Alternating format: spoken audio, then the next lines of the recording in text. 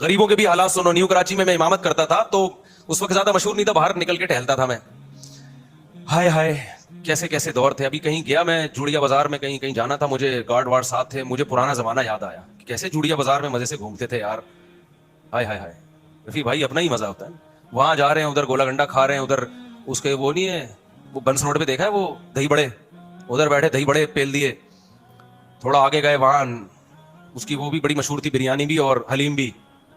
تو کیسے مزے سے گھومتے تھے یار. پھر جوڑیا بازار کا تو بازار کا ہی اپنا مزہ ہے. ٹھیلے کی بریانی کھاؤ آپ وہاں پہ, اب پتہ نہیں ہوتی کس چیز کی, لیکن ہوتی بڑی مزے کی ہے. ٹھیلے والوں کا کیا بھروسہ.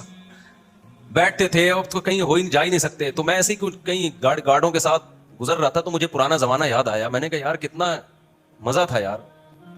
تو خیر اب کیا کر سکتے ہیں. تو میں وہاں جا کے نیچے بیٹھا کرتا تھا, کینو کھاتا تھا میں. کینو کھاتا تھا, کینو سمجھتے ہیں کیوں کھاتا تھا ڈیلی؟ وجہ اس کی یہ تھی کہ میں نے کینو کھانا چھوڑ دیے تھے کہ گلا خراب ہوتا ہے. تو مجھے کسی ڈاکٹر نے کہا کہ بھائی یہ کھایا کرو, یہ آپ کی جنرل نالج کے لیے بتا رہا ہوں, آپ کا گلا کینو کھانے سے خراب اس لیے ہوتا ہے کہ آپ کینو نہیں کھاتے, اس میں تو وٹامن سی ہے. میں نے کہا میں تو کھاتا ہی مجھے زکام ہو جاتا ہے. اس نے کہا یہ ہو اس لیے رہا ہے کہ نہیں کھاتے. تو بڑا اچھا ڈاکٹر, اللہ اس کو جزائے خیر دے. اس نے کہا پھوڑو.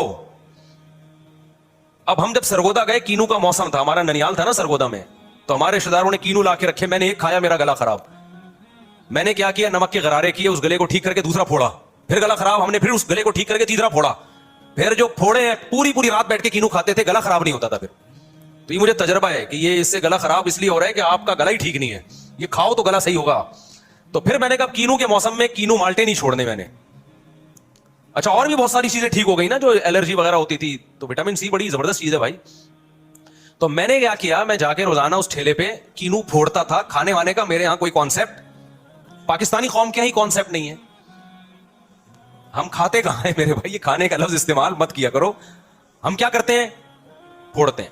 آم جو کھاتا ہے پھوڑتا نہیں ہے, وہ آم کا حق ادا نہیں کرتا. خیر میں جاتا تھا تو وہاں بیٹھ کے نا, سستے کینو بھی تھے اس کے پاس اور بڑے کینو تھے اس کے پاس, پوری ریڑھی بھری ہوتی تھی. اور بیچارہ غریب آدمی, تو میری اس سے دوستی ہو گئی. روزانہ میں کینو کھانے کے لیے نکلتا وہاں. ویسے جب دوستی یاری ہو گئی, ہم نے اس سے گپ شپ لگائی. ہم نے کہا آپ کے ماشاءاللہ کتنے بچے ہیں؟ اس نے کہا 10.